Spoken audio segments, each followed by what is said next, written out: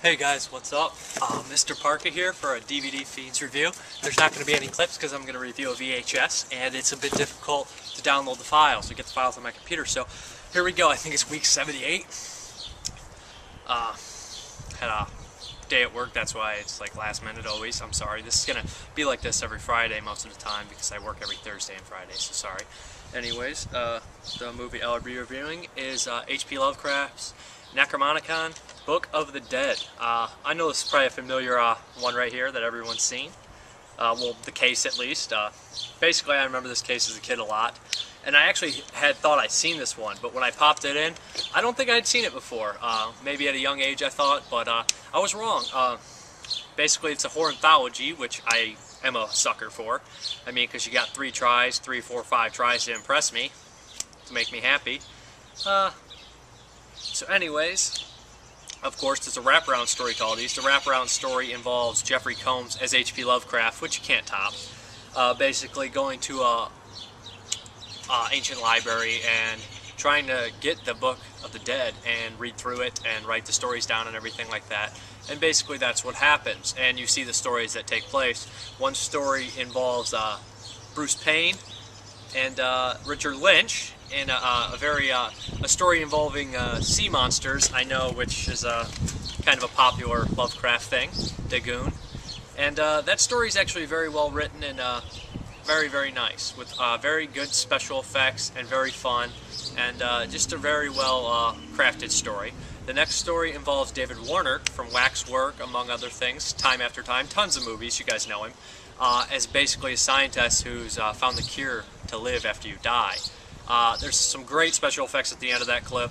A lot of special effects, a lot of fun. It does feel like a Kwanzaa, or I say his name Kwanzaa, everybody. Yunza or Kwanzaa, I can never say his name. I know it's not Kwanzaa, okay? Yunza? I can never say his name. But you guys know Brian, whoever. He directed Return of the Living Dead 3. It feels like his movie as well. I think he did the wraparound story and the third story in here. It feels like him. It feels like that crew. You guys know the Stuart Gordon crew, the Brian crew, Matt Screaming George crew. I don't know if he was involved with it or not. Feels like that crew, like the Reanimator type deal, special effects, the real cool stuff. And the serums to survive, and the monsters in the night, and creeping souls, and weird things like that. But like I said, the special effects in this movie are top-notch. The second story, I'm getting off track, is a fun little story too. Again, it starts off, the first 2 stories start off as someone talking about it, and then the remainder of the stories are flashbacks or letters and stuff like that. And then the third story is just insane.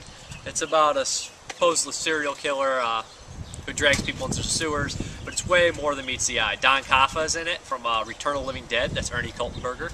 Great character actor. Well, great character in that movie, and he's a great character in this one too. So he's a fun actor, cool actor. A lot of fun in that one. Very gory, very original, very strange. Kind of reminds me of Midnight Meat Train. Very bizarre stuff. Hallucinating stuff. Like I said, the creature effects are a big star of this movie too. They're really fun for the time. No CGI really at all. Just a lot of fun stuff. Some cool gore. And some downbeat endings at that. Not really happy endings here, which is usually better in horror anthology. Who wants a happy ending in horror anthology unless you're watching The Cat's Eye, right? Anyways, I would recommend H.P. Lovecraft's Book of the Dead because it's a fun little special effects extravaganza with a lot of fun actors that you'll recognize that have been involved in horror movies and genre movies for a long time.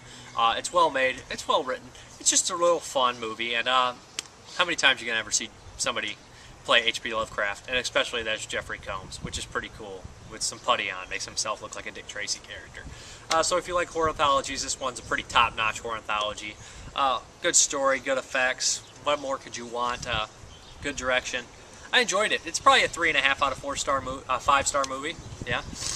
So check it out if you can find it. It can't be that much. Have a good one. Bye.